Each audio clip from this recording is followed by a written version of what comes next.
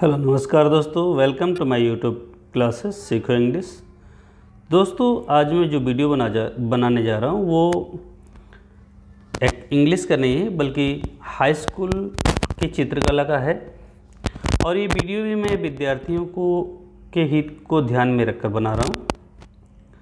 तो चलिए दोस्तों, हो सकता है कि मेरा वीडियो आपको परीक्षा में काम आए, हो सकता है कि आपको ऑप्शनल क्वेश्चन में ये आपका हेल्प करे।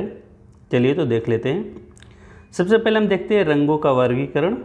तो दोस्तों, जो सर्वाधिक प्रचलित रंगों का वर्गीकरण निम्न है। सामान्यतः रंगों को 3 भागों में बांटा जा सकता है: प्राथमिक, द्वितीयक और तृतीयक रंग, दूसरा गर्म और ठंडे रंग, और तीसरा निष्प्रभावी रंग जिसको हम न्यूट्रल कलर भी कहते हैं। तो चलिए पहले हम देख लेते हैं प्राथमिक रंग, जिसको हम मूल रंग भी कहते हैं। लाल, पीला और नीला ये प्राथमिक रंग हैं। कौन कौन? लाल, पीला और नीला, ये तीनों क्या हैं? प्राथमिक रंग हैं।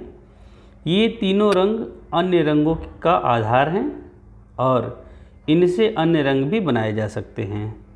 प्राथमिक रंग या मूल रंग वे रंग हैं जो किसी मिश्रण द्वारा प्राप्त नहीं किए जा सकते। इनको ही मूल रंग भी कहा जाता है। इनकी संख्या 3 है: लाल, पीला और नीला। तो दोस्तों, आपसे क्वेश्चन पूछा जा सकता है कि प्राथमिक रंग कितने होते हैं। अगर संख्या में पूछे तो आप बताएंगे कि 3 होते हैं, और पूछे कौन कौन है तो लाल, पीला और नीला। चलिए दोस्तों, द्वितीयक रंग को देख लेते हैं। द्वितीयक रंग वे रंग होते हैं जो 2 प्राथमिक रंगों के मिश्रण से प्राप्त किए जाते हैं, अथवा 2 प्राथमिक रंगों को बराबर मात्रा में मिलाकर बनने वाले रंगों को हम द्वितीयक रंग कहते हैं। ये रंग नारंगी, हरा और बैंगनी हैं। तृतीयक रंग देख लेते हैं। तृतीयक रंग एक प्राथमिक और एक द्वितीयक रंग को बराबर मात्रा में मिलाया जाता है। तृतीयक रंग बनाने के लिए क्या करते हैं? एक प्राथमिक रंग लेते हैं और एक द्वितीयक रंग लेते हैं और दोनों को लेकर बराबर मात्रा में मिलाते हैं। उदाहरण के लिए नीला प्राथमिक रंग है और हरा द्वितीयक रंग है।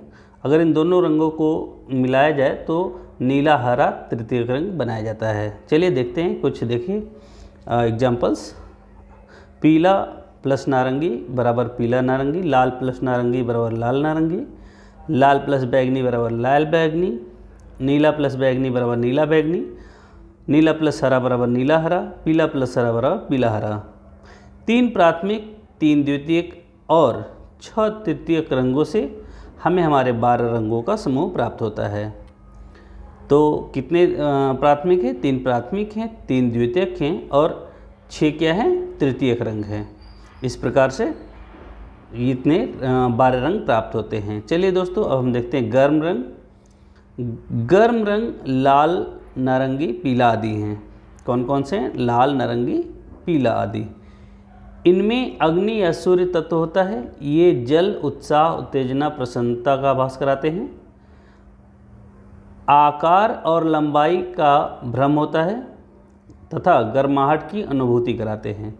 उसमें आकार लिखा है, थोड़ा सा मिस प्रिंट है, आकार है वो। ठंडे रंग देख लेते हैं। ये रंग नीले, हरे, बैजनी आदि हैं। इनसे ठंडक की अनुभूति होती है। वनस्पति या जल तत्व होता है इनमें। शांतिदायक होते हैं जो आराम और शांति का अनुभव कराते हैं। इन रंगों को ग्रीष्म काल के लिए बनाए गए कसीदों में प्रयोग किया जा सकता है। गर्म और ठंडे रंग एक दूसरे के पूरक होते हैं और हमेशा दिलचस्प प्रभाव की रचना करते हैं। चलिए अब हम देख लेते हैं निष्प्रभावी रंग को। सफ़ेद, काले, स्लेटी, भूरे, तांबई, हल्के पीले रंगों आदि सभी निष्प्रभावी या उदासीन रंग कहलाते हैं। ये किसी भी कसीदाकारी का महत्वपूर्ण है के लिए महत्वपूर्ण है, क्योंकि ये गहरे रंगों के लिए अत्यंत प्रभावशाली पृष्ठभूमि प्रदान करते हैं। अब चलिए देखते हैं धातु रंग क्या होते हैं। धातु की चमक दमक ने मानव को सदैव ही आकर्षित किया है। कसीदाकारी के संदर्भ में भी इन रंगों का काफ़ी महत्व है और प्राचीन काल से इनका प्रयोग कसीदे में होता रहा है। धातु के तारों को धागों की बारीकी तक पीटा जाता है और इन तारों को कसीदों के लिए प्रयोग किया जाता है। साधारण सुनहरे और चांदी के तार बादला कहलाते हैं, और जब इन तारों को किसी धागे में लपेटा जाता है तब इन्हें कसब कहते हैं, कसब कहा जाता है। धातु की छोटी छोटी बिंदुओं को मुकेश कहा जाता है। तो देखिए 2-3 पॉइंट इसमें हैं कि धातु की छोटी छोटी बिंदुओं को क्या कहते हैं, मुकेश कहा जाता है। साधारण सुनहरे और चांदी के तार क्या कहलाते हैं, बादला कहलाते हैं, और जब इन तारों को किसी धागे में लपेटा जाता है तब इन्हें कसब कहा जाता है। चलिए विरोधी रंग देख लेते हैं दोस्तों। प्राथमिक व द्वितीयक रंगों के मिश्रण से जो रंग बनते हैं उन्हें विरोधी रंग कहलाते हैं। तो क्वेश्चन बन सकता है कि प्राथमिक और द्वितीयक रंगों के मिश्रण से बनने वाले रंग को क्या कहते हैं, तो उसे हम क्या कहेंगे, विरोधी रंग। चलिए ऑस्टवाल्ड वर्ण चक्र में प्रदर्शित किए जाने वाले आमने सामने के रंग विरोधी रंग कहलाते हैं। चलिए जैसे देखिए, नीले का विरोधी रंग पीला, नारंगी का आसमानी और बैंगनी का विरोधी रंग धानी होता है। प्राथमिक व द्वितीयक रंगों के मिश्रण से जो रंग बनते हैं उन्हें हम विरोधी रंग कहते हैं। चलिए देख लेते हैं रंग चक्र। रंग चक्र क्या होता है दोस्तों, इससे देखिए दोस्तों बहुत सारे क्वेश्चन बनते हैं। ऑस्टवाल्ड वर्ड्स चक्र में भी जो प्रदर्शित किए गए रंग है, ऑस्टवाल्ड से भी कुछ प्रश्न पूछते हैं। चलिए रंग चक्र देख लेते हैं। यह रंगों का ऐसा चक्र होता है जिसमें प्राथमिक रंग और उसके विरोधी रंग उपस्थित होते हैं। इस प्रकार के चक्र को हम रंग चक्र कहते हैं या रंग चक्र कहा जाता है। रंग चक्र के प्रकार सामान्यतः रंग चक्र को रंग चक्र दो प्रकार के होते हैं। पहला वैज्ञानिक रंग चक्र, दूसरा ऑस्टवाल्ड रंग चक्र। तो दोस्तों देखिए वैज्ञानिक रंग चक्र को पहले आप देख सकते हैं, इसका फिगर यहाँ पे है। यह रंग चक्र संशोधित करके बनाए गए हैं जो आधुनिक युग के हैं। इनको वैज्ञानिकों द्वारा शोध करके बनाया गया है। वैज्ञानिक रंग चक्र के अनुसार रंग चक्र में 6 रंग हैं। यह 6 रंग एक दूसरे के आमने सामने उपस्थित हैं। इन रंगों के नाम लाल, नीला, पीला, हरा, नारंगी और बैंगनी हैं।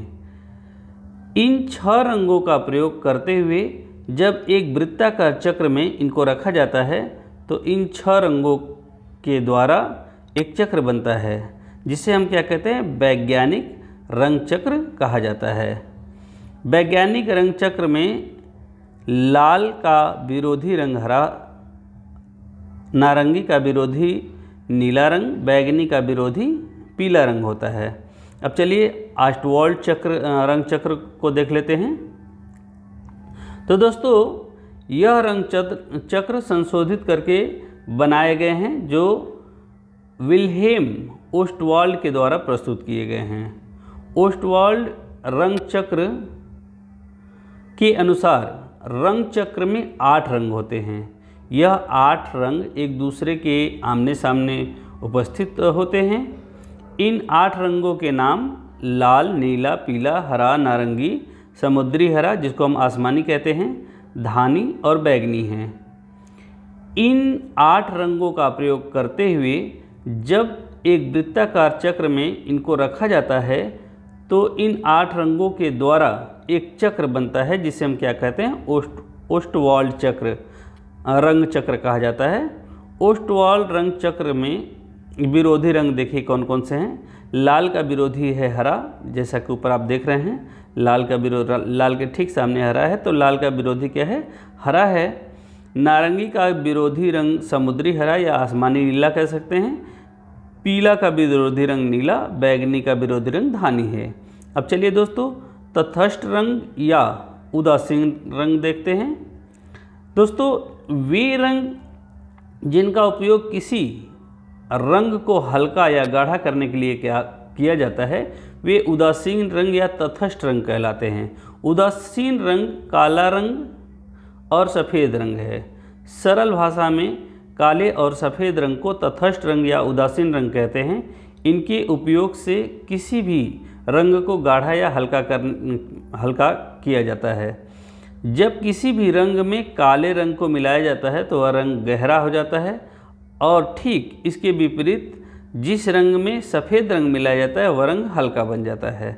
उदाहरण के लिए देख लीजिए, जैसे अगर आप हरा प्लस सफ़ेद, अगर मतलब हरा में सफ़ेद रंग मिलाएंगे तो हल्का हरा बनेगा, और हरा में काला रंग मिलाएंगे तो गाढ़ा गहरा हरा रंग बनेगा।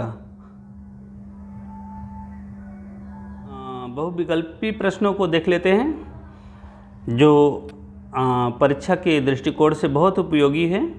चलिए पहला हम ये जो हमने प्रश्न उठाए हैं ये आप इसमें देख लीजिए, इसमें आंसर सही है। ये जल रंग के चित्रण करने हेतु कौन सा कागज उपयुक्त रहता है? तो देखिए 4 ऑप्शन है, वॉट्समैन, चिकना, अखबारी, इनमें से कोई नहीं। सही आंसर है आपका वॉट्समैन।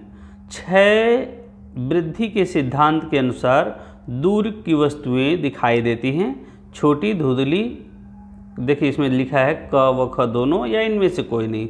तो सही आंसर है आपका क व ख दोनों। चलिए थर्ड क्वेश्चन देखते हैं। 6 वृद्धि के सिद्धांत के अनुसार निकट की वस्तुएं दिखाई देती हैं, छोटी, धुंधली, बड़ी या अस्पष्ट। तो सही आंसर इसका है बड़ी। आकार के छोटे होने के प्रभाव को कहते हैं, क्या कहते हैं? रेखीय वृद्धि कहते हैं, रेखीय ह्रास कहते हैं, रेखीय समानता कहते हैं, इनमें से कोई नहीं।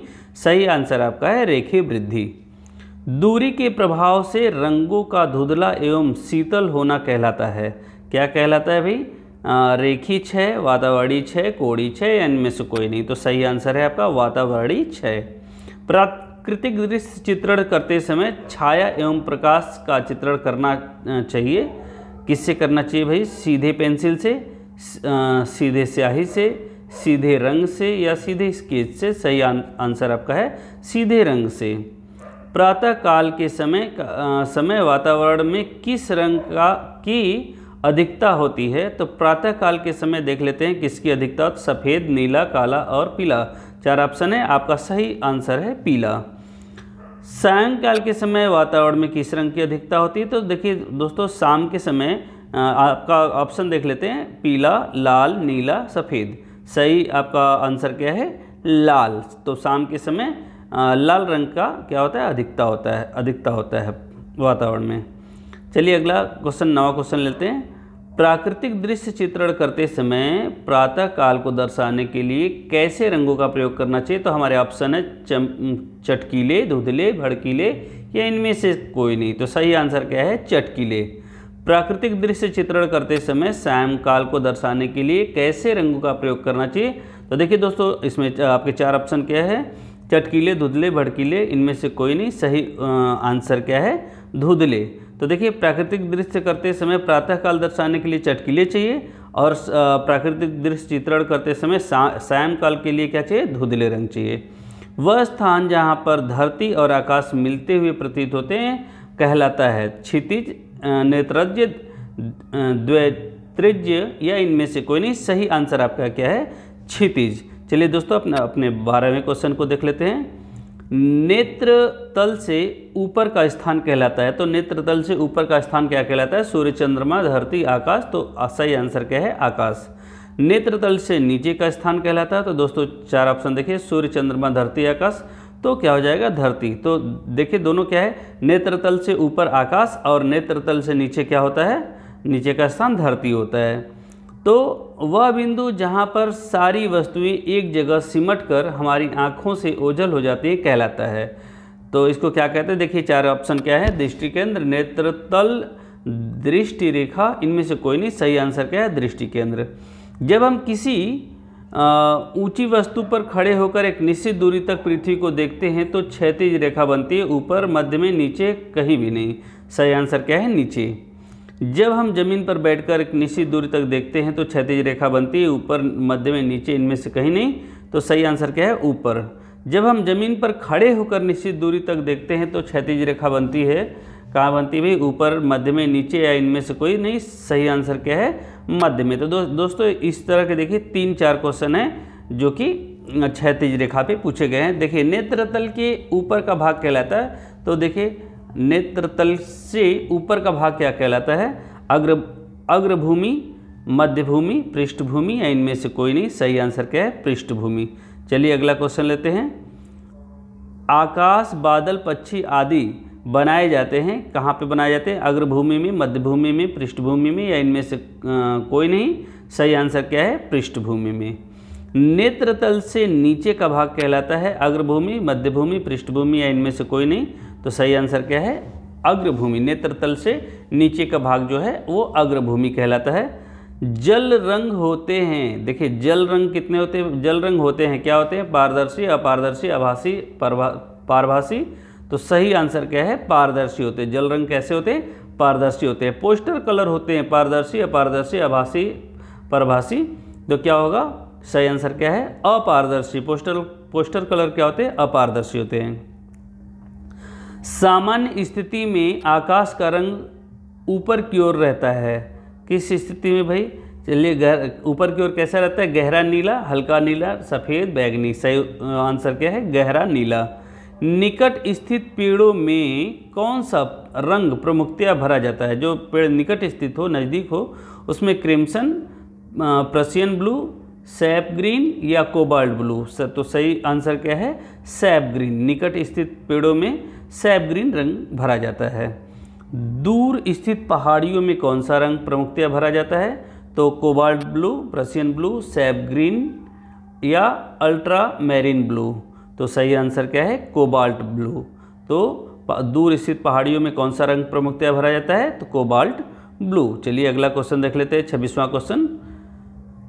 बैगनी रंग बनाने के लिए अल्ट्रा मैरीन ब्लू में कौन सा रंग मिलाया जाता है? बैगनी, एक बार फिर देख लेते हैं। बैगनी रंग बनाने के लिए अल्ट्रा मैरीन ब्लू में कौन सा रंग मिलाया जाता है? सही देखिए, चार ऑप्शन क्या है? SAP green, Prussian blue, cobalt blue, crimson. तो सही आंसर क्या है? क्रिम्सन। पेस्टल रंगों को चित्र में भरने का क्रम होता है। देखिए क्या होता है पेस्टल रंगों को चित्र में भरने का क्रम? चार ऑप्शन क्या है? पृष्ठभूमि, अग्रभूमि, मुख्य चित्र। ख क्या है? मुख्य चित्र, अग्रभूमि, पृष्ठभूमि। ग क्या है? अग्रभूमि, मुख्य चित्र, पृष्ठभूमि। घ क्या है? मुख्य चित्र, पृष्ठभूमि, अग्रभूमि। सही आंसर क्या है? पृष्ठभूमि, अग्रभूमि, फिर मुख्य चित्र। तो पेस्टल रंगों को किस क्रम में भरते हैं? पहले पृष्ठभूमि, फिर अग्रभूमि, फिर मुख्य चित्र। चलिए अगला क्वेश्चन देख लेते हैं। पेस्टल रंगों का प्रयोग करते समय पहले भरते हैं, पहले किसको भरते हैं? गहरे रंग को, हल्के रंग को, कोई भी भर सकते हैं, इनमें से कोई नहीं। सही आंसर क्या है? हल्के रंग को पहले भरते हैं। पेस्टल रंगों का प्रयोग करते समय सबसे पहले हम हल्के रंगों को भरते हैं। चलिए अब आगे देख लेते हैं, थोड़ा सा अगला क्वेश्चन पे आते हैं। देखिए चारकोल है, चारकोल क्या है भाई? ग्रेफाइड है, लाल रंग है, तेल रंग है, या इनमें से कोई नहीं। तो चारकोल क्या है? ग्रेफाइड है।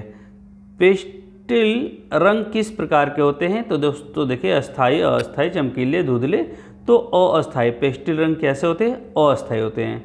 प्राचीन भारतीय पद्धति के अनुसार मुख्य अथवा प्रारंभिक रंग कितने माने जाते हैं? 3, 4, 5, 6। तो सही आंसर क्या है? 3।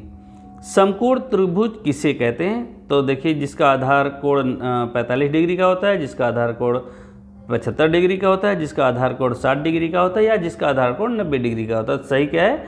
जिसका आधार कोण 90 डिग्री का। ऐसे भी आप जानते हैं जिसका समकोण त्रिभुज का पहचान है कि उसका एक कोण 90 डिग्री का होता है। ओस्टवाल्ड के रंग चक्र में कितने रंग होते हैं? दोस्तों अभी आपने पढ़ा ओस्टवाल्ड को, तो ऑप्शन देख लेते हैं। 7, 3, 4, 8। तो आपने अभी पढ़ा है 8 रंग होते हैं। रेखा क्या है? पैमाने से खींची जाने वाली, दो बिंदुओं के बीच की दूरी, आकृति बनाने वाली, चित्र तैयार करने वाली। तो सही क्या है? रेखा दो बिंदुओं के बीच की दूरी को कहते हैं। ख आंसर सही आपका है। कौन सी पेंसिल से बनाई गई रेखा अधिक काली होगी? तो दोस्तों देखिए आंसर क्या है? HB, 2B, 2H या H। तो सही आंसर क्या है? 2B। चलिए अगला क्वेश्चन ले लेते हैं। निम्नलिखित में से कौन सा द्वितीयक रंग, निम्नलिखित में से द्वितीयक रंग कौन सा है? तो देखिए लाल, नीला, नारंगी, पीला। सही आंसर क्या है? नारंगी। इंद्रधनुष में कितने रंग होते हैं? 5, 8, 7, 3। आप जानते हैं इंद्रधनुष में 7 रंग होते हैं। हरा रंग नेत्रों पर कौन सा प्रभाव डालता है? आप अभी पढ़े हैं कि ठंडा रंग कौन सा है, गर्म रंग कौन सा है। तो देखिए ऑप्शन क्या है? सामान्य, ठंडा, गर्म या कुछ नहीं। तो हरा रंग नेत्रों पर कैसा प्रभाव डालते हैं? ठंडा। चलिए अगला लेते हैं क्वेश्चन। लाल रंग में कौन सा रंग मिलाया जाए कि वह नारंगी हो जाए? तो दोस्तों अभी आपने देखा हरा, नीला, पीला, काला, तो आप कौन सा है पीला। लाल रंग में कह रहा है कि कौन सा रंग मिलाया जाए कि नारंगी हो जाए, तो पीला मिला देंगे तो नारंगी हो जाएगा। जल रंग का चित्र बनाने के लिए कौन सा कागज उपयुक्त होता है? तो देखिए पेस्टिल, वॉटमैन, कार्टिज, कैनवास। तो क्या कौन सा आंसर सही है? जल रंग बनाने के लिए कौन सा कागज उपयुक्त होगा? वॉटमैन। निम्न में से कौन सा रंग इंद्रधनुष में नहीं है? नीला, नारंगी, भूरा, लाल। तो भूरा नहीं है, इंद्रधनुष में भूरा रंग नहीं है। भारत में प्रागैतिहासिक चित्र जिराफ ग्रुप कहाँ पाया जाता है? तो दोस्तों देख लेते हैं ऑप्शन पंचमढ़ी, भीमबेटका, आदमगढ़ या रायगढ़। सही आंसर क्या है आपका? भीमबेटका। अजंता गुफा किस राज्य में है? उत्तर प्रदेश, मध्य प्रदेश, ओडिशा, महाराष्ट्र। तो सही आंसर क्या है? महाराष्ट्र। अजंता की किस गुफा के मंडप की छत पर सर्वश्रेष्ठ आलेखन प्राप्त होता है? गुहा संख्या 2, गुहा संख्या 9, गुहा संख्या 11, गुहा संख्या 19। सही आंसर क्या है? गुहा संख्या 19। 2 शोकाकुल नारी भित्ति चित्र कहाँ अंकित है? अजंता में, बाघ गुफा में, बादामी में या सीता वासल में। तो सही आंसर आपका क्या है? बाघ गुफा में। 2 शोकाकुल नारी कहाँ पे वो है? बाघ गुफा में है। भारतीय चित्रकला में मानव आकृति का आदर्श प्रमाण क्या है? 108 अंगुल, 90 अंगुल, 100 अंगुल या 128 अंगुल। सही आंसर क्या है? 108 अंगुल। मोनो कलर योजना किसे कहते हैं? दोस्तों देखिए 4 ऑप्शन क्या है? प्राकृतिक रंग योजना, 1 रंग योजना, 2 रंग योजना, 3 रंग योजना। तो सही आंसर क्या है? 1 रंग योजना को हम मोनो कलर योजना कहते हैं। उत्तर प्रदेश में राज्य ललित कला एकेडमी कहाँ है? प्रयागराज में, लखनऊ में, कानपुर में, बनारस में। सही आंसर क्या है? लखनऊ में है। उत्तर प्रदेश में राज्य ललित कला कहाँ पे स्थित है? लखनऊ में। निम्न में से तटस्थ रंग कौन सा है? आप अभी पढ़े तटस्थ रंग सफ़ेद, लाल, हरा, पीला और नीला। सही आंसर क्या है? सफ़ेद। आप जानते हैं कि तटस्थ रंग सफ़ेद और काला तटस्थ रंग होते हैं, न्यूट्रल होते हैं। कह रहा कि वारली भित्ति चित्र किस राज्य से संबंधित है? महाराष्ट्र, मध्य प्रदेश, बिहार, गोवा। सही आंसर क्या है? मध्य प्रदेश से। तनखस कुंडलिनी चित्र किस क्षेत्र में है? लद्दाख, कश्मीर, हिमाचल प्रदेश, पंजाब। सही आंसर क्या है? हिमाचल प्रदेश में है। चलिए दोस्तों अब अगले क्वेश्चन को लेते हैं। निम्न में से कौन सा राजधानी चित्रकला का केंद्र नहीं है? किशनगढ़, बूंदी, चावंड, गुलेर। सही आंसर क्या है? चावंड। किसके शासनकाल में हमजानामा का चित्रांकन हुआ? जहांगीर के, अकबर के, हुमायूं के, शाहजहां के। सही आंसर क्या है? हमजानामा का चित्रांकन हुआ अकबर के शासनकाल में। राजा रवि वर्मा के चित्र का बड़ा संग्रह कहाँ है? प्रिंस ऑफ वेल्स, राष्ट्रीय संग्रहालय दिल्ली, सालारगंज संग्रहालय हैदराबाद या चित्रा आर्ट गैलरी त्रिवेंद्रम। सही उत्तर क्या है आपका? चित्रा आर्ट गैलरी त्रिवेंद्रम में है। खजुराहों का विख्यात मंदिर किस प्रांत में है? तो आपका ऑप्शन है पंजाब, कर्नाटक, मध्य प्रदेश, उत्तर प्रदेश। सही आंसर क्या है? मध्य प्रदेश में है। ठंडा रंग कौन सा है? पीला, लाल, काला, नीला। सही आंसर क्या है? नीला। बादामी गुफा कहाँ पाई जाती है? देखिए होल में, मिर्ज़ापुर, राजगढ़ या औरंगाबाद। सही आंसर क्या है? औरंगाबाद। उस भूतपूर्व प्रधानमंत्री का नाम बताओ जो चित्रकार भी था। तो सही आंसर क्या है? देखिए चंद्रशेखर, वीपी सिंह, नरसिम्हा राव, इंद्र कुमार गुजराल। सही आंसर क्या है? वीपी सिंह। चित्रकला किस श्रेणी में आती है? श्रव्य, दृश्य श्रव्य या इनमें से कोई नहीं? तो दोस्तों सही आंसर क्या है? दृश्य। चित्रकला दृश्य श्रेणी में आती है। बोधिसत्व वज्रपाती चित्रण किस शैली के अंतर्गत आता है? अजंता, पहाड़ी, राजस्थानी, मुगल। तो सही आंसर क्या है? अजंता श्रेणी में आता है। चित्र में गहरा रंग विशेषकर क्या दर्शाने के लिए होता है? घनत्व, काली घटा, अंधेरा, इनमें से कोई नहीं। सही आंसर क्या है? घनत्व। वॉट्समैन पेपर का प्रयोग किस माध्यम में होता है? जल माध्यम में, तेल माध्यम में, टेम्परा माध्यम में या चूड़ित में? तो सही आंसर क्या है? जल माध्यम में। तेल चित्रण में किस रंग का प्रयोग होता है? नारियल, सरसों, तारपीन या इनमें से कोई नहीं? तारपीन का प्रयोग होता है। तेल चित्रण में तारपीन का प्रयोग होता है। यूरोपीय चित्रण पद्धति पर धार्मिक चित्र सर्वप्रथम किस भारतीय चित्रकार ने बनाए? तो दोस्तों ऑप्शन देख लेते हैं। नंदलाल बोस, राजा रवि वर्मा, रविंद्रनाथ या अमृता शेरगिल? तो सही आंसर क्या है? राजा रवि वर्मा ने बनाई थी यूरोपीय चित्रण पद्धति पर धार्मिक चित्र सबसे पहली बार राजा रवि वर्मा ने बनाई थी। छाया और प्रकाश की चित्र में क्या भूमिका है? छाया और प्रकाश की चित्र में क्या भूमिका है? रात और दिन का दर्शाना, चित्र को उभारना, चित्र में रंग सामंजस्य स्थापित करना या इनमें से कोई नहीं? सही उत्तर क्या है? चित्र को उभारना। मतलब छाया प्रकाश चित्र की भूमिका क्या है कि चित्र को उभारती वो। रंग में कौन सा रंग मिटाने पर टिंट का निर्माण होता है? काला, भूरा, सफ़ेद, लाल?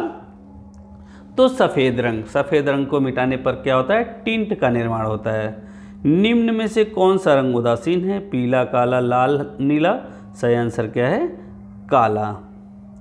आलेखन का गुण क्या है भाई? अलंकारिता है, लयात्मकता है, सौंदर्य है या प्राकृतिक रूपों में बदलाव है? सही आंसर क्या है? सौंदर्य। ज्यामितीय आलेखन का निर्माण होता है ज्यामितीय तत्वों से, वर्ग से, वृत्त से, आयत से? सही आंसर क्या है? ज्यामितीय तत्वों से। सूक्ष्म आलेखन कहलाता है अलंकारित आलेखन, प्राकृतिक आलेखन, ज्यामितीय आलेखन या तीनों का मिश्रण? तो ये तीनों का मिश्रण कहलाता है। आलेखन में इकाई की पुनरावृत्ति होती है, कागज द्वारा, हाथ द्वारा, ट्रेसिंग पेपर द्वारा या इनमें से कोई नहीं? तो सही आंसर क्या है दोस्तों? ट्रेसिंग पेपर द्वारा। आलेखन में कौन सा रंग प्रयुक्त होता है? पारदर्शी रंग, अपारदर्शी रंग, क व ख दोनों या इनमें से कोई नहीं? सही आंसर क्या है? अपारदर्शी रंग। आलेखन में अपारदर्शी रंग प्रयोग होता है। ज्यामितीय आलेखन का प्रयोग होता है प्राकृतिक रंग, द्वितीयक रंग, श्वेत श्याम रंग या इनमें से कोई नहीं? सही आंसर क्या है? श्वेत श्याम रंग। तो ज्यामितीय आलेखन में किसका प्रयोग होता है? श्वेत श्याम रंग का प्रयोग होता है। तो चलिए दोस्तों अगला क्वेश्चन ले लेते हैं। अल्पना का जन्म हुआ? अल्पना का जन्म उत्तर प्रदेश, बंगाल, उत्तराखंड या इनमें से कहीं नहीं? तो अल्पना का जन्म कहाँ पे हुआ भाई? बंगाल में। ओस्टवाल्ड चक्र के अनुसार मुख्य रंग हैं 4, 5, 6, 7? तो सही आंसर क्या है? 4। ओस्टवाल्ड चक्र के अनुसार समुद्री हरा रंग का विरोधी रंग कौन सा है? धानी, लाल, पीला, बैंगनी? सही आंसर क्या है? लाल। निम्न में से प्राथमिक रंग कौन से हैं? नीला, पीला, नारंगी, नारंगी, हरा, बैंगनी, काला, सफ़ेद, लाल या लाल, नीला, पीला? सही आंसर क्या है? लाल, नीला, पीला। हरे रंग का विरोधी रंग कौन सा है? देखिए लाल, काला, नीला, सफ़ेद। सही आंसर क्या है? लाल। नारंगी रंग किस रंग के मिश्रण से बनता है? हरा प्लस लाल, लाल प्लस पीला, नीला प्लस पीला, हरा प्लस पीला? सही आंसर क्या है? लाल प्लस पीला। प्राथमिक रंग कितने होते हैं? देखिए 7, 9, 3, 2। सही आंसर क्या है? 3। प्राथमिक रंग कितने होते हैं? 3 होते हैं। गर्म रंग या जिसको उष्ण रंग भी कहते हैं कितने होते हैं? तो आंसर देख लीजिए 1, 3, 4, 5। सही आंसर क्या है? 4। इनमें से कौन सा खनिज रंग नहीं है? एक्रेलिक, गेरू, रामरस या प्योरी? सही आंसर क्या है? एक्रेलिक। एक्रेलिक जो है वो खनिज रंग नहीं है। रंग के गुण होते हैं 1, 2, 3, 4। सही आंसर क्या है? 3। रंग के 3 गुण होते हैं। नीला और पीला रंग मिलाने देखिए दोस्तों एक बार फिर से हम दोहरा देते हैं। गर्म रंग कितने होते हैं? 1, 2, 3, 1, 3, 4, 5। तो दोस्तों गर्म रंग होते हैं 4। इनमें से कौन सा खनिज रंग नहीं है? एक्रेलिक, गेरू, रामरज, प्योरी? तो सही आंसर क्या है? एक्रेलिक। रंग के गुण होते हैं 1 2 3 4, तो सही आंसर क्या है 3। नीला और पीला रंग मिलाने से कौन सा रंग बनता है? नारंगी, हरा, बैंगनी, भूरा, तो हरा बनता है। नीला और पीला रंग मिलाने से हरा रंग बनता है। काले रंग का विरोधी रंग कौन सा है? लाल, नीला, पीला, सफ़ेद, तो सही आंसर क्या है? काले रंग का विरोधी सफ़ेद रंग होता है। चलिए दोस्तों अपने अगले आंसर की ओर बढ़ते हैं। किस नंबर की पेंसिल हल्की रेखाएं खींचती हैं? H2S, HB, HS2H, सही आंसर क्या है? H नंबर की पेंसिल जो होता है वो हल्की रेखाएं बनाती हैं या हल्की रेखाएं खींचती हैं। लाल रंग का विरोधी रंग कौन सा है? हरा, लाल, पीला, नीला, तो सही आंसर क्या है? हरा। बैगनी रंग किन रंगों के मिश्रण से बनता है? लाल प्लस नीला, पीला प्लस नीला, काला प्लस नीला, लाल प्लस हरा, तो सही आंसर क्या है? लाल प्लस नीला। गुलाबी रंग किन दो रंगों के मिश्रण से बनते हैं? लाल प्लस सफ़ेद, नीला प्लस सफ़ेद, पीला प्लस सफ़ेद, लाल प्लस सफ़ेद, सही आंसर क्या है? लाल प्लस सफ़ेद। पीले रंग का विरोधी रंग कौन सा है? नीला, लाल, हरा, भूरा, सही आंसर क्या है? नीला। रंग का सफ़ेद रंग का विरोधी रंग कौन सा है? काला, नीला, हरा, भूरा, सही रंग क्या है? सही आंसर क्या है? काला।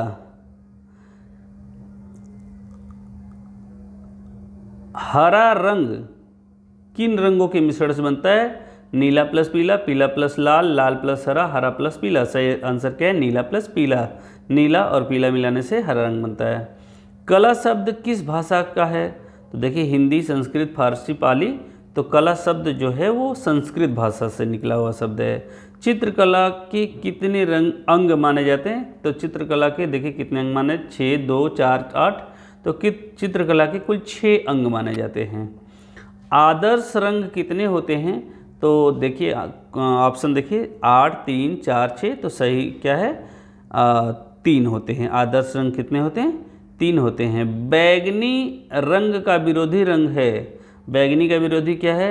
धानी या हल्का हरा जिसको कहते हैं, या नीला, लाल या पीला, तो बैगनी का जो विरोधी रंग है वो धानी है जिसको हम हल्का हरा कह सकते हैं। नारंगी के समीपस्थ रंग कौन सा है? तो पीला, लाल, हरा, नीला, सही आंसर क्या है? पीला है। नारंगी के समीपस्थ रंग जो है वो पीला है। चलिए अगला क्वेश्चन लेते हैं। ये दोस्तों ये क्वेश्चन है वस्तुनिष्ठ प्रश्न खंड अ। वह सरल रेखा जो किसी वृत्त की परिधि पर 2 बिंदु को मात्र स्पर्श करती है या काटती है कहलाती है? स्पर्श रेखा, स्पर्श बिंदु, छेदक रेखा या तिर्यक बिंदु, तो इसको बोलते हैं स्पर्श रेखा। मतलब जो रेखा सरल रेखा को किसी वृत्त की परिधि पर किसी बिंदु को मात्र स्पर्श करती है उसको हम लोग क्या कहते हैं? स्पर्श रेखा। वृत्त की परिधि के जिस बिंदु पर स्पर्श रेखा वृत्त को स्पर्श करती हुई जाती है कहलाता है बिंदु, स्पर्श रेखा, अनुस्पर्श रेखा, छेदक रेखा, छेदक बिंदु। सॉरी, फिर से एक बार देख लीजिए। वृत्त की परिधि के जिस बिंदु पर स्पर्श रेखा वृत्त को स्पर्श करती हुई जाती है कहलाता है बिंदु, स्पर्श बिंदु, अनुस्पर्श बिंदु, छेदक बिंदु। सही आंसर क्या है? स्पर्श बिंदु। वह अनिश्चित लंबाई की सीधी रेखा जो वृत्त को 2 बिंदुओं पर काटती है कहलाती है स्पर्श रेखा, बिंदु रेखा, छेदक रेखा, तिर्यक रेखा। सही आंसर क्या है? छेदक रेखा। स्पर्श बिंदु से स्पर्श रेखा पर उठाया गया लंब सदैव वृत्त के से होकर जाता है, तो क्या है? व्यास, अंदर, बाहर या केंद्र? सही आंसर क्या है? केंद्र से होकर जाता है। चलिए अगला देखते हैं। किसी बिंदु के बाहर दिए गए बिंदु से वृत्त की कितनी स्पर्श रेखाएं खींची जा सकती है? 1, 2, 3, 4। आंसर सही क्या है? 2। किसी वृत्त की परिधि पर दिए गए किसी बिंदु से वृत्त की कितनी स्पर्श रेखाएं खींची जा सकती है? 1, 2, 3, 4। सही आंसर क्या है? 1। किसी वृत्त की स्पर्श रेखा के स्पर्श बिंदु को वृत्त के केंद्र से मिलाने पर स्पर्श रेखा के साथ वृत्त की त्रिज्या कितने अंश का कोण बनाती है? 45, 90, 180, 360। सही आंसर क्या है? 90 डिग्री कोण बनाती है। प्रत्येक वृत्त में व्यास और परिधि का अनुपात होता है 21/7, 22/6, 21/8, 22/7। सही आंसर क्या है? 22/7। केंद्र से समान दूरी पर चलने वाले किसी बिंदु पथ से घिरी हुई आकृति क्या कहलाती है? वर्ग, आयत, त्रिभुज, वृत्त। सही आंसर क्या है? वृत्त। किस वक्र रेखा से वृत्त घिरा होता है, जिस वक्र रेखा से वृत्त घिरा होता है उसे कहते हैं त्रिज्या, व्यास, परिधि, चाप, परिधि। जिस बिंदु से किसी वृत्त की रचना की जाती है उसे कहते हैं त्रिज्या, केंद्र, व्यास, परिधि। सही आंसर है केंद्र। वह सरल रेखा जो वृत्त के केंद्र से होकर जाती है और तथा उसके दोनों सिरे वृत्त की परिधि पर होते हैं कहलाती है त्रिज्या, व्यास, वृत्तपाद, चाप, व्यास कहलाती है। वृत्त के केंद्र से परिधि तक की दूरी कहलाती है त्रिज्या, वृत्तपाद, चाप, जीवा। तो त्रिज्या कहलाती है। वृत्त के केंद्र से परिधि तक की जो दूरी है उसको हम त्रिज्या कहते हैं। वृत्त का वह भाग जो एक चाप और 2 अर्ध व्यासों से घिरा होता है कहलाता है द्वित्रिज्य, वृत्तपाद, व्यास, परिधि। तो इसे कहते हैं द्वित्रिज्य। वृत्त का अर्ध भाग कहलाता है, तो वृत्त का अर्ध भाग क्या कहलाता है? दीर्घवृत्त, अर्धवृत्त, पूर्णवृत्त या लघुवृत्त। सही आंसर क्या है? अर्धवृत्त।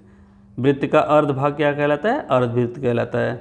वृत्त का चतुर्थ भाग कहलाता है दीर्घवृत्त, अर्धवृत्त, वृत्तपाद या लघुवृत्त। सही आंसर क्या है?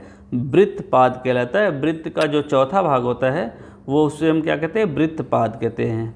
परिधि का कोई भाग क्या कहलाता है? परिधि का कोई भाग क्या कहलाता है? व्यास, जीवा, वृत्तखंड, चाप। तो चाप कहते हैं। किसी वृत्त में कितने केंद्र हो सकते हैं? 1, 2, 3, अनंत। तो 1। किसी वृत्त में 1 केंद्र हो सकता है। चलिए अब दोस्तों अगले क्वेश्चन की ओर बढ़ते हैं।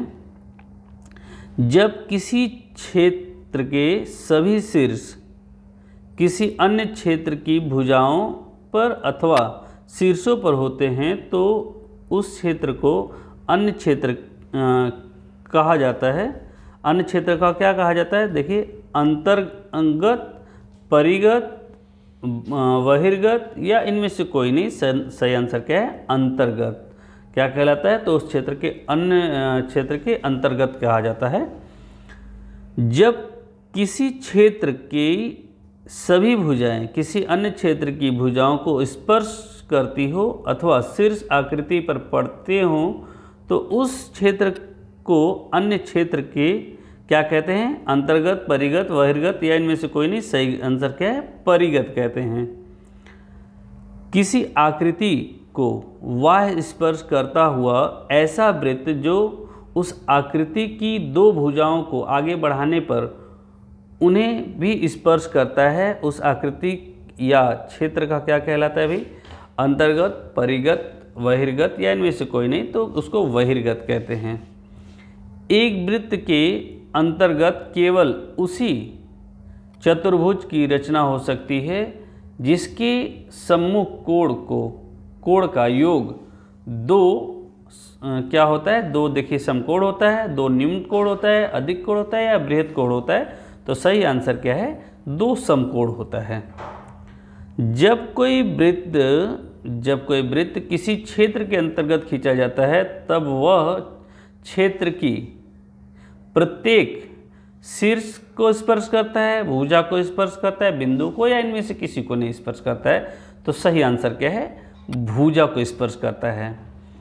किसी बहिर्गत वृत्त का केंद्र कहलाता है अंतःकेंद्र, परिकेंद्र, बहिकेंद्र या इनमें से कोई नहीं। तो इसको कहते हैं किसी बहिर्गत वृत्त का केंद्र जो है उसको हम बहिकेंद्र कहते हैं।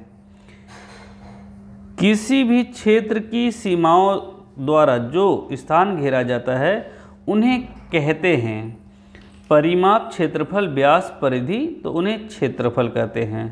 किसी भी क्षेत्र की सीमाओं द्वारा जो स्थान घेरा जाता है उन्हें हम क्षेत्रफल कहते हैं। त्रिभुज का क्षेत्रफल ज्ञात करने का सूत्र क्या होता है भाई?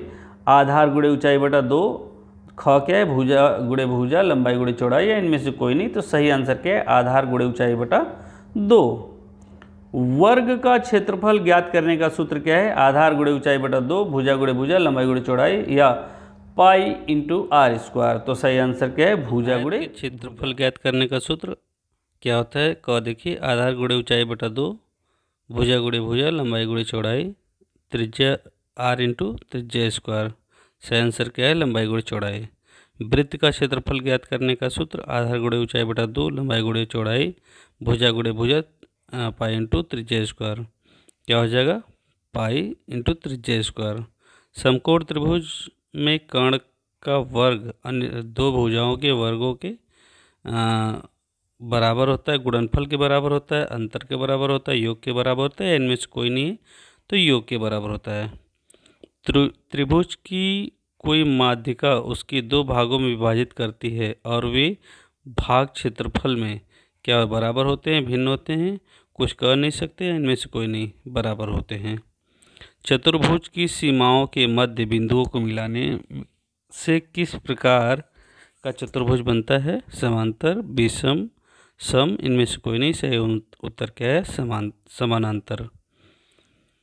आलेखन एक प्रकार का अलंकार है जो कि वस्तु में समावेश करता है, सरलता का, सौंदर्य का, व्यवस्था का, इनमें से कोई नहीं, सही आंसर क्या है? सौंदर्य का। वह आलेखन जिसमें ज्यामितीय आकारों का प्रयोग किया जाता है कहलाता है व्यवस्थित आलेखन, जटिल आलेखन, सरल आलेखन, या ज्यामितीय आलेखन, सही आंसर क्या है? ज्यामितीय आलेखन। ऐसे ज्यामितीय आलेखन जो किसी वस्तु के समस्त धरातल को सजाने के लिए बनाए जाते हैं कहलाते हैं सर्वांग आलेखन, केंद्रीय आलेखन, कोने के आलेखन, या किनारी के आलेखन, इसको सर्वांग आलेखन कहते हैं। चलिए अगला क्वेश्चन लेते हैं।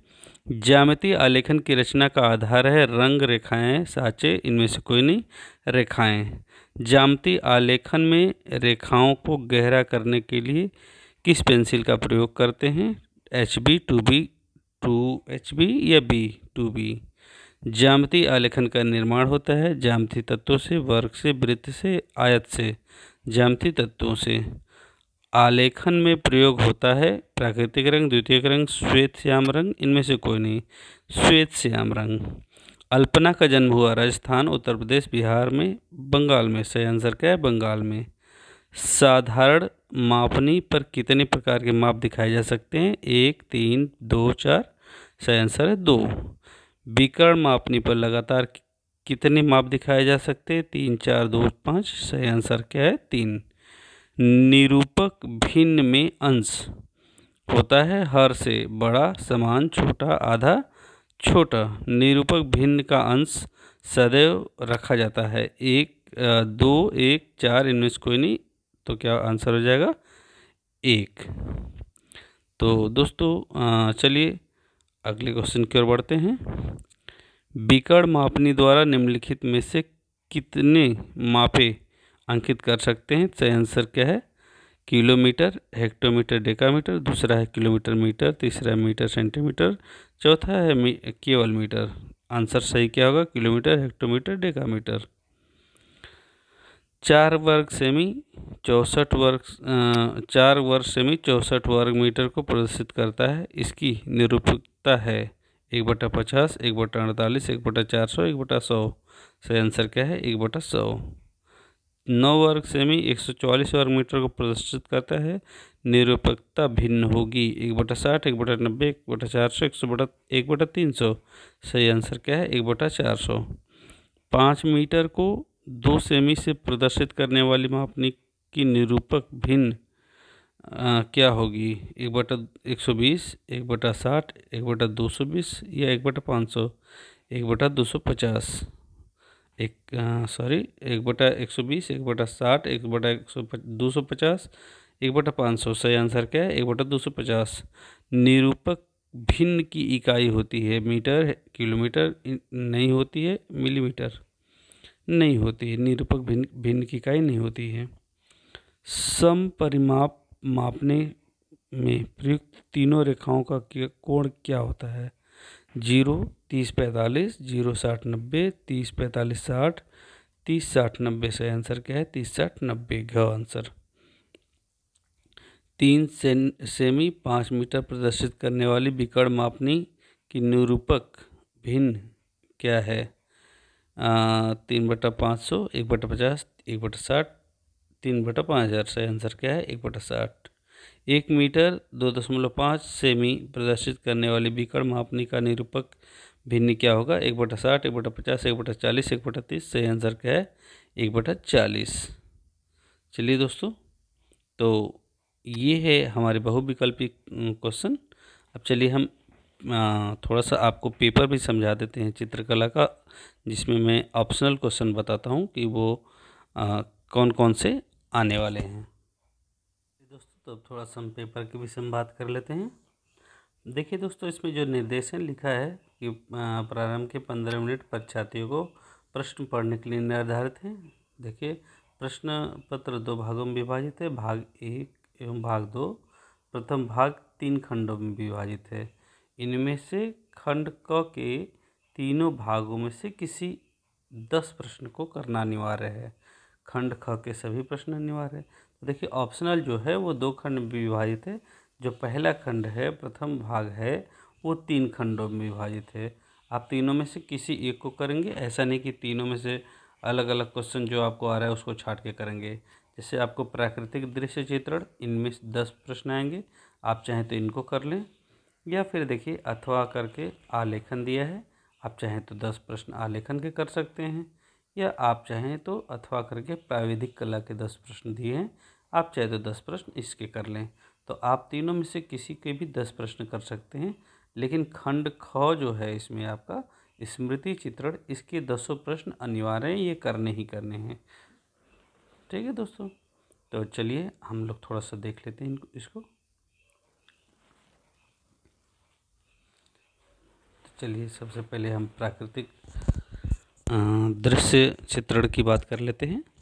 पहला प्रश्न इसमें देखिए क्या है, निम्नलिखित में से कौन प्राकृतिक दृश्य चित्रण नहीं है? तो वृक्ष, मकान, नदी, पहाड़। सही आंसर क्या है? मकान। निम्न में से किसका प्राकृतिक दृश्य चित्रण महत्वपूर्ण योगदान रहा है? डॉक्टर राजेंद्र प्रसाद, नंदलाल बोस, लाला लाजपत राय, सुभाष चंद्र बोस। सही आंसर क्या है? नंदलाल बोस। वातावरण के दूर के दृश्यों को चित्रण में प्रायः किस प्रकार दिखाया जाता है? स्पष्ट, हल्के रंगों में, चटकर रंगों में, धुंधले एवं अस्पष्ट। सही आंसर क्या? धुंधले एवं अस्पष्ट। जहां आकाश और पृथ्वी मिलते नजर आते हैं, जब अथवा क्षितिज पर धुंधला दिखाने के लिए किस रंग का प्रयोग किया जाता है? तो नारंगी रंग का, हल्के बैगनी रंग का, लाल रंग का, सफ़ेद रंग का। तो हल्के बैगनी रंग का सही आंसर है। किसके मिश्रण के प्रयोग से चित्रण में कहीं कहीं छाया या धब्बे लगा देने से स्वाभाविकता आती है? क्रिम्सन, नीला, वॉन्टसाइन, या ये सभी? यही आंसर है, तीनों लगाना पड़ता है। झोपड़ियों के चित्रण में छप्परों को प्रायः किस रंग से दिखाया जाना चाहिए? लाल, नीला, पीला, हरा। तो पीला रंग से। पानी वाले क्षेत्र के किस भाग को सफ़ेद रंग से दिखाया जाता है? निकट वाले भाग को, सामने वाले भाग को, दूर वाले भाग को, या पीछे वाले भाग को? सही आंसर क्या है? दूर वाले भाग को। चित्रण में रंग का चुनाव करने में किससे दृश्य में स्वाभाविकता आती है? रंगने से, सतर्कता से, सोचने से, अस्पष्टता से। तो क्या? सतर्कता से। चित्र में प्राय किसे दर्शाने के लिए काले रंग का प्रयोग किया जाता है? ऊंचाई, छत, घर की छत, गहराई, आसमान। गहराई को। प्राकृतिक दृश्यों के चित्रण में किससे दृश्य की स्वाभाविकता नष्ट होने की संभावना होती है? गलत रंगों के प्रयोग से, अस्पष्ट चित्रण से, रंगों के बेमेल से, ये सभी। तो ये सभी। तो दोस्तों, ये जो हैं हमारे जो 10 क्वेश्चन हैं, ये अब आपके प्राकृतिक दृश्य के हैं। आप इन 10 प्रश्नों को कर सकते हैं, या आप अथवा देखिए आप चाहें तो आलेखन के भी 10 क्वेश्चन कर सकते हैं। निम्नलिखित में से कौन सा आलेखन में सहायक होता है? तो देखिए, अटूट रेखाएं, रंग, लयबद्ध रेखाएं, ये सभी। आलेखन में कौन सी शर्त आवश्यक नहीं है? लयपूर्णता, अस्पष्टता, सुसज्जित व्यवस्था या प्रवाहमयी। तो अस्पष्टता शर्त जो है आवश्यक नहीं है। देखिए, आलेखन का वर्गीकरण निम्न आधारों पर किया जाता है: बनावट, अस्पष्ट एवं स्पष्ट एवं अस्पष्ट, सजावट, बनावट एवं सजावट। सही आंसर क्या है? बनावट एवं सजावट। प्राकृतिक आलेखन किन प्राकृतिक उपादानों के संयोजन से निर्मित होता है? फूल, कलियां, पत्तियां, ये सभी। प्राकृतिक रूपों को किस प्रकार के आलेखन में परिवर्तित किया जाता है? सूक्ष्म, प्राकृतिक, अलंकारिक, ज्यामिति। तो सही आंसर क्या है? अलंकारिक। ज्यामितीय आलेखनों में सामान्यतः किसका प्रयोग किया जाता है? सरल रेखा, बहुभुज, चाप, ये सभी। सूक्ष्म आलेखन में किस पर ध्यान दिया जाता है? सूक्ष्म आलेखन में किस पर ध्यान दिया जाता है? रंग पर, अलंकार पर, आकार पर, संतुलन बनाने पर। सही आंसर है। आलेखन में वर्तमान समय में कौन सा आलेखन सर्वाधिक पसंदीदा है? ज्यामिति, अलंकारिक, सूक्ष्म, केंद्रीय। तो अलंकारिक सही आंसर है। मूल रंग को अन्य किस नाम से जाना जाता है? प्राथमिक, द्वितीयक, तृतीयक, द्वितीयक, चतुर्थक। तो सही आंसर क्या है? प्राथमिक। मूल रंग को प्राथमिक रंग के नाम से भी जाना जाता है। आलेखन के चित्रण में चित्र को ट्रेस करने के लिए किस पेंसिल का प्रयोग किया जाना चाहिए? HB pencil, 4B pencil, 2B pencil या 3B पेंसिल। तो 2B पेंसिल। तो दोस्तों ये 10 क्वेश्चन जो आपके हैं, ये हैं आपके ये 10 क्वेश्चन आपके किसके थे? ये आलेखन के हैं। आप आलेखन के 10 क्वेश्चन अगर आप नहीं करना चाहते तो आप प्राविधिक कला के भी 10 क्वेश्चन कर सकते हैं। देखिए, इसमें पहला क्वेश्चन क्या है? ज्यामितीय आलेखन में कौन से कोण आलेखन प्रकार की सहायता से नहीं किया जा सकता? 42 डिग्री को। आप 42 डिग्री को आलेखन प्रकार की सहायता से नहीं बना सकते हैं। ज्यामितीय निर्णय में एक रेखाखंड के कितने समान भाग किए जा सकते हैं? केवल 2, 3, कोई भाग नहीं, असंख्य भाग किया जा सकता है। एक त्रिभुज के अंतःवृत्त का केंद्र होता है। त्रिभुज की माध्यिकाओं का प्रतिच्छेद बिंदु, त्रिभुज की कोण अर्धक का प्रतिच्छेद बिंदु, त्रिभुज का गुरुत्व केंद्र या उपरोक्त में से कोई नहीं। सही आंसर बी है, त्रिभुज की कोण का त्रिभुज के कोण अर्धकों का प्रतिच्छेद बिंदु। देखिए, चौथा क्वेश्चन क्या है? दिए गए वृत्त के अंतर्गत वर्ग की रचना के चरण का सही क्रम हो सकता है। पहले बिंदु को दूसरे बिंदु से मिलाइए। इस व्यास का लंब अर्धक खींचकर वृत्त की परिधि पर 2 अन्य बिंदुओं को ज्ञात कीजिए। वृत्त का एक व्यास मिलाइए और व्यास के सिरों पर 2 बिंदु प्राप्त कीजिए।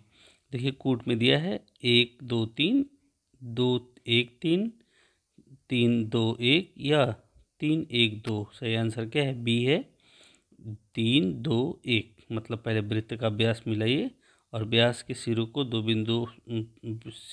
बिंदुओं को प्राप्त कीजिए। ऐसे फिर दूसरे को आप करेंगे, फिर पहले को।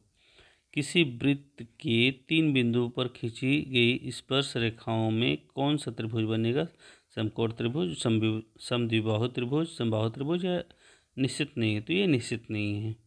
आयत की लंबाई तथा चौड़ाई क्रमशः 8 सेमी और 6 सेमी। इस आयत का क्षेत्रफल के बराबर त्रिभुज की रचना करने के लिए त्रिभुज का तीसरा शीर्ष ज्ञात करने के लिए कहाँ से और कितनी दूरी पर चाप लगाया जाएगा? जबकि त्रिभुज की एक भुजा आयत का विकर्ण है, तो आयत के विकर्ण के मध्य बिंदु से 9.6 सेमी की दूरी पर, आयत के विकर्ण के शीर्षों से 5 सेंटीमीटर की दूरी पर, आयत की भुजाओं के मध्य बिंदुओं से 5 सेमी की दूरी पर, या फिर उपरोक्त में से कोई नहीं। तो इसका देखिए पहला आंसर सही है, आयत के विकर्ण के मध्य बिंदु से 9.6 सेमी पर। अगला 7वां क्वेश्चन ले लेते हैं। एक ज्यामितीय आलेखन 2 वृत्तों जिनकी त्रिज्याएं 5 सेमी व 3 सेमी है, इन वृत्तों को अनुस्पर्श रेखाओं द्वारा बनाया गया है और कह रहा है कि इस आलेखन को बनाने के लिए वृत्तों के केंद्र के बीच की दूरी कितनी होगी? जबकि स्पर्श रेखा की लंबाई 6 सेंटीमीटर है। तो 8 2 10 4 है। तो सही आंसर क्या होगी? 10 होगा, वृत्तों के 4 बिंदुओं पर खींची गई स्पर्श के स्पर्शियों के प्रतिच्छेद बिंदुओं से निर्मित आकृति क्या होगी? यदि सभी स्पर्श रेखाएं परस्पर बराबर हों तो वर्ग होगा, आयत होगा, समांतर चतुर्भुज या समचतुर्भुज क्या होगा? वर्ग होगा। ज्यामिति निर्णय में चाप लगाने के लिए प्रयोग की गई पेंसिल की नोक होनी चाहिए, कैसे होनी चाहिए? मोटी, बारीक, कागज पर फिसलने वाली, इनमें से कोई नहीं। सही आंसर है बारीक होनी चाहिए। 10वां क्वेश्चन देख लीजिए। ज्यामितीय आकृति, किसी ज्यामितीय आकृति के एक कोण का अर्धक ज्ञात करने के लिए लगाए गए चापों की संख्या होगी 3, 2, 4 असंख्य। सही आंसर क्या है? 3। देखिए दोस्तों, जो खंड ख है स्मृति चित्रण, इसको आपको करना ही करना है। इसके 200 प्रश्न महत्वपूर्ण हैं। आप चाहें तो खंड क में 3 भाग हैं, आप किसी को भी कर सकते हैं, लेकिन खंड ख का 200 क्वेश्चन अनिवार्य है। पहला देख लीजिए। स्मृति चित्रण में व्यक्ति किसी वस्तु को कैसे पहचान पाता है? स्मृति चिंतन से, स्मृति भंडारण से, मानव चित्रण से या प्राकृतिक चित्रण द्वारा? सही आंसर क्या है? स्मृति भंडारण द्वारा। स्मृति चित्रण में चित्रकार की किस क्षमता में सुधार आता है? तो सोचने में, रहने में, अभिव्यक्ति में, स्वतंत्रता में। सही आंसर क्या है? अभिव्यक्ति में। स्मृति चित्रण में किसका विशेष ध्यान रखा जाता है? संयोजन का, लय का, वास्तविकता का या सभी? ये सभी आंसर सही है। चित्रण में छाया और प्रकाश को दर्शाने के लिए सामान्यतः किस पेंसिल का प्रयोग किया जाना चाहिए? 2B, HB, 4B या लाल पेंसिल? सही आंसर क्या है? 2B का प्रयोग किया जाना चाहिए। स्मृति चित्रण के किस सिद्धांत में पेंसिल को पेन की तरह पकड़ा जाता है? नेत्र दशा, पेंसिल पकड़ना, रेखाओं को खींचना, चित्र में संयोजन। तो पेंसिल पकड़ना। स्मृति चित्रण में बार बार आँखों को बंद क्यों किया जाता है? तो गलतियों को कम करने हेतु, रंगने हेतु, बड़ा करने हेतु या संरचना को छोटा करने हेतु? सही आंसर क्या है? गलतियों को कम करने हेतु। वस्तुओं के प्रारंभिक चित्रण में किसका प्रयोग किया जाना चाहिए? बड़ी रेखाओं का, हल्की रेखाओं का, छोटी रेखाओं का या लाल रेखाओं का? सही आंसर क्या है? हल्की रेखाओं का। स्मृति चित्रण में पीछे की वस्तुओं को किस रंग से सुसज्जित किया जाता है? तो गहरे रंगों से, हल्के रंगों से, काले रंगों से, पीले रंगों से। तो क्या होगा? हल्के रंगों से। स्मृति चित्रण विधि के अंतर्गत किस आकार की चित्रण विधि लगभग समान होती है? वृत्त की, शंकु की, आयत की या आयत एवं वर्ग की? तो आयत एवं वर्ग की सही आंसर है। देखिए दोस्तों, वस्तु में से डालते समय मुलायम रबड़ का ही प्रयोग किया जाना चाहिए, जिससे चित्र स्पष्ट हो, रगड़ न उड़े, चमक पर प्रभाव ना पड़े या कागज गंदा न हो। सही आंसर क्या है? चमक पर प्रभाव न पड़े। तो दोस्तों, ये हमारे 2 खंड है जो ऑप्शनल क्वेश्चन में आते हैं। ये टोटल 20 नंबर के आते हैं और ये 20 नंबर आप बहुत आसानी से ले सकते हैं अगर ये ऑप्शनल क्वेश्चन आपको याद हो। तो दोस्तों, ये परीक्षा के दृष्टिकोण से बहुत ही महत्वपूर्ण है। तो इस वीडियो को आप अपने दोस्तों को ज़रूर शेयर करिएगा और मैं आपको एक छोटा सा सलाह देता हूँ कि आप चाहें तो इस वीडियो को चित्रकला की परीक्षा के दिन ही देखें या आप पहले भी देखना चाहें तो देख सकते हैं। तो आप चाहें तो चित्रकला, लेकिन मैं एक चीज़ जरूर कहूँगा कि चित्रकला का जिस दिन आपका पेपर हो उस दिन इस वीडियो को कम से कम 3 से 4 बार ज़रूर देखें ताकि ये सारे क्वेश्चन आपको याद हो जाएं। ठीक है दोस्तों, तो थैंक यू वेरी मच।